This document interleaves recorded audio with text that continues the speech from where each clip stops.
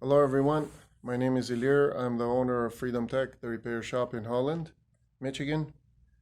Today I'm going to talk about the Samsung 8000 series, or specifically right now that I have in the bench is a UN65NU8000.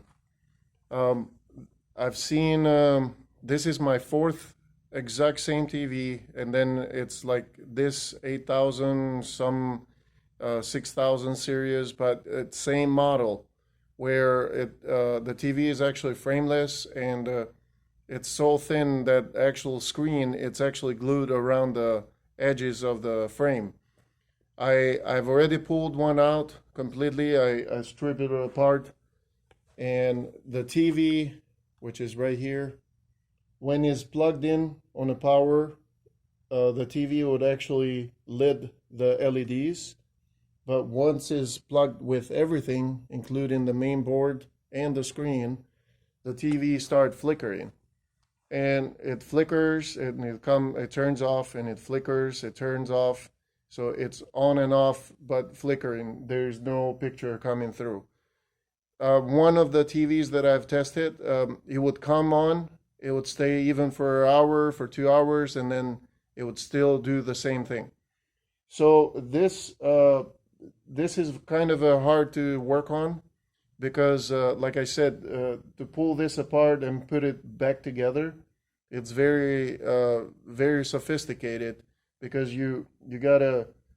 And I've never understood how they glue it in there, so I don't want to take the risk because if I start pulling, it's dangerous. So the screen might break. But one of the TVs that I had, it was actually totaled out from an insurance from the customers that brought it in. But it seems like after reviewing carefully, because I swapped the boards from a TV to TV, even got brand new boards and replaced it with them, it doesn't do nothing. The effect on these TVs is the LCD screen, which is pretty much done. So you can't fix it, you can't do nothing with it. So unfortunately, I would say that this is it's very hard to repair unless you want to involve Samsung and maybe claim that the TV, if you have it under a year, you probably can get coverage. But if it's over a year, maybe they can reconsider.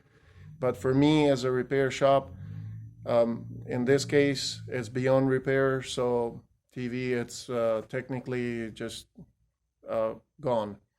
So if you had the same issue and if you wanted to find out, if you don't have an insurance, that's pretty much done. But if you do have an insurance, call immediately, even if the TV is coming up and it stays for a while and then you have the same problem. So I'd recommend call the insurance to figure this out.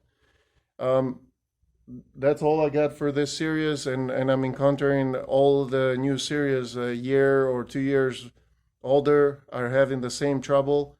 Some of them, when they're just the bad LEDs, in this 8000 series, very hard to replace. But if it's a regular series that it's a little bit more easier to pull the screen out and then replace it, yes. If you have any question, email me or text me or thumbs up if the video helps you. Other ways, subscribe to my channel. I'm always putting videos to help people out there so they don't spend arm and leg to figure out things. Usually in my store, I offer free estimate, free diagnostic. But unfortunately, if you have this problem, this is the issue, and this is going to be pretty much no repair. Again, if the video helps you, thumbs up, subscribe to my channel for more videos coming. Thank you very much, and have a great day.